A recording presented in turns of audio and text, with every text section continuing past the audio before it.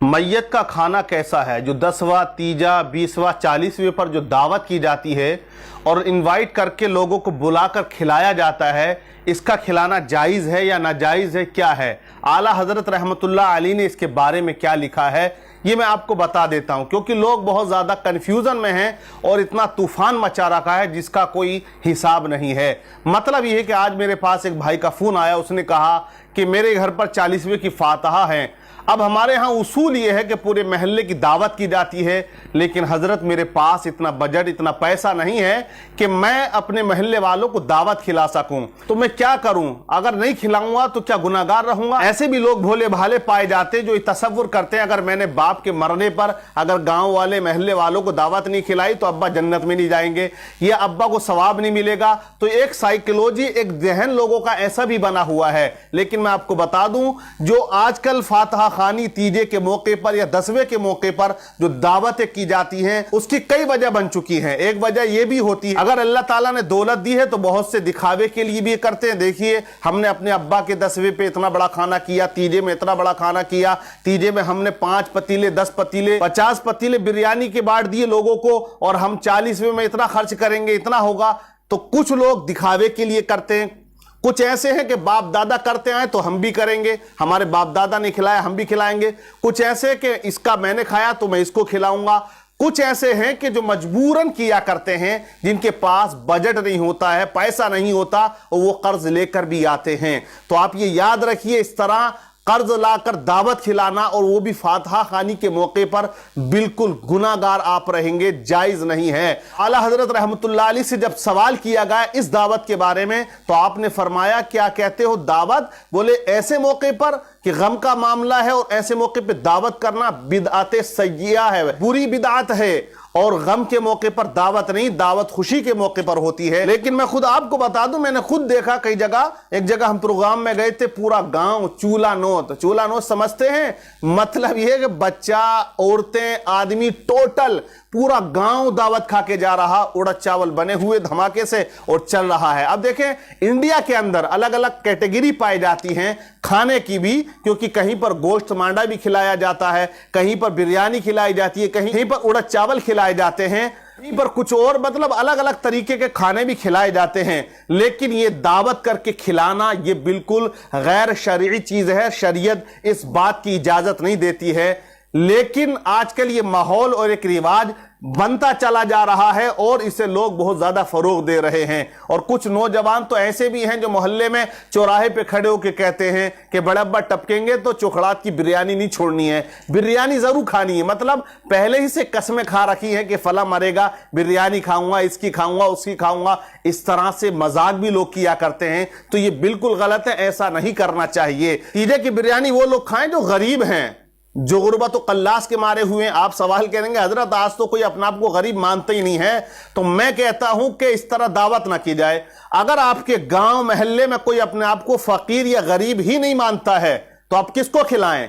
तो आपके महल्ले या आपके गांव या आपके रिश्तेदारी में जरूर कोई ऐसी बेवा औरत होगी जिसके घर में कोई बड़ा नहीं है, जिसके घर का चूल्हा जलाने वाला नहीं है। अगर तू 1 कुंटल चावल की बिरयानी पूरे गांव वालों को खिलाता है तो वो मत खिला। वो 1 कुंटल चावल अपने बाप के साले सवाब के लिए या अपनी मां के साले सवाब के लिए उठाकर उस बेवा के घर पहुंचा दे जिसके घर कोई करने वाला नहीं, जो बड़ी मुश्किल से अपने घर का चूल्हा जलाती है और अपने बच्चों का पेट पाला करती है। 1 कुंटल गेहूं उस बेवा के घर पहुंचा दे, अल्लाह तबारक व तआला तुझे बहुत ज्यादा सवाब इसमें अता फरमाएगा। लेकिन अगर तेरे अंदर रियाकारी है, तू दिखावा कर रहा है, तो 1 कुंटल नहीं 20 कुंटल चावल पूरे गांव वालों को खिला देना, तुम्हें बिल्कुल सवाब मिलने वाला नहीं है। न मरने वाले को मिलेगा, न तुम्हें इससे 1 रुपए का फायदा होने वाला है। मगर माहौल बनता जा रहा, शरीयत नहीं बना रही है, तबीयत बना रही है। लोग इसे ज्यादा इन्वॉल्व कर रहे हैं। पहले हमने देखा तीजे में खिला दिया करते थे, अब तो 40वें में भी चने पड़े जाते हैं और खाना खूब चलता है। अलग अलग इलाकों में अलग अलग माहौल भी है, कहीं तीजे में खिलाते हैं, कहीं 10वें में खिलाते हैं और कहीं कहीं पर 40वें में खिलाया जाता है। तो ये फजूल खर्ची है, इससे मरने वाले को कोई सवाब नहीं मिलता।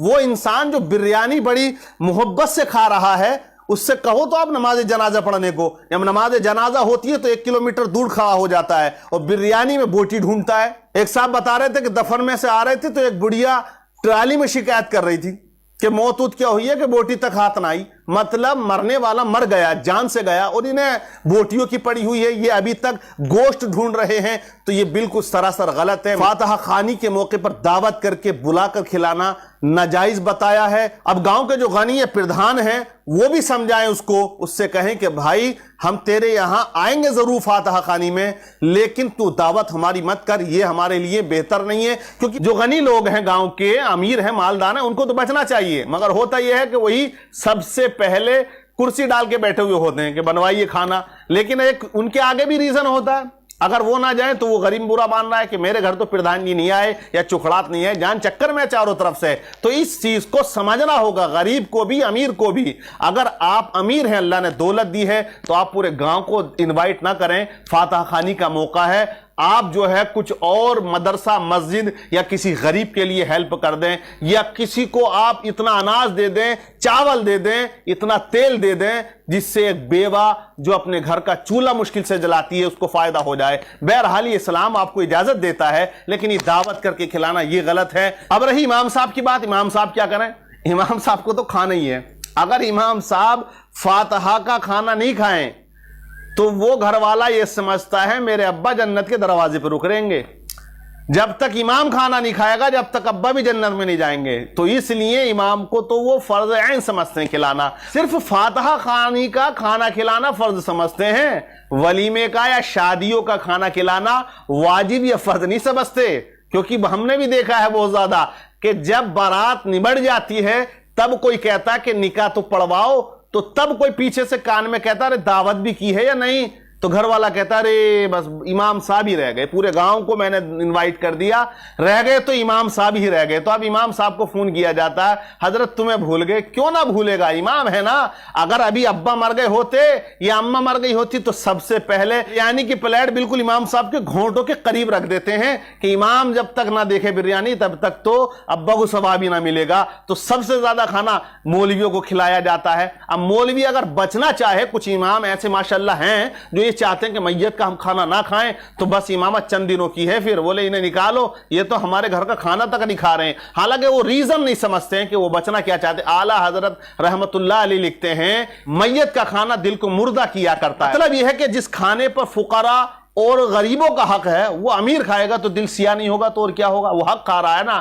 تو ہمیں ایسا نہیں کرنا چاہیے، امیروں کو بچنا چاہیے، اور یہ جو ماحول کریٹ ہو چکا ہے اسے ختم کرنا چاہیے۔ غریب کہاں سے لائے؟ شادیوں میں پہلی طوفان بدتمیزی چل رہی ہے، اتنے کھانے چل رہے ہیں، اتنے ڈرامے ہو رہے ہیں، اب مرنے پر بھی لوگ نہ چھوڑ رہے تو کہیں تو چھوڑنا پڑے گا میرے بھائی۔ کم سے کم جیتے جی تو بہت دعوتیں کھا رہے ہو، مرنے کے بعد تو کم سے کم پیچھا چھوڑ دو، کیونکہ آج کل مرنا بھی بھاری پڑ گیا ہے۔ کوئی انتقال کر جائے 1000 روپے میں ہاتھ نکل جاتا ہے، کہاں سے لائے غریب آدمی جو بڑی مشکل سے اپنے گھر کا چولہا جلاتا ہے؟ تو یہ میت کے موقع پر دعوت کرنا یہ بالکل جائز نہیں ہے، اس کا بالکل بائیکاٹ سبھی کو کرنا چاہیے، امیر کو، غریب کو، سب کو کرنا چاہیے۔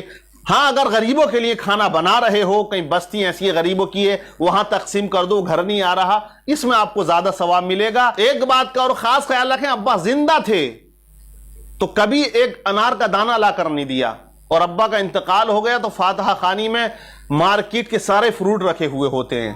تو یہ بھی آپ سوچیں، اگر آپ کو اپنے ماں باپ کی خدمت کرنی ہے تو جیتے جی کریں، انہیں کھلائیں پلائیں، اس میں آپ کو زیادہ ثواب ملے گا۔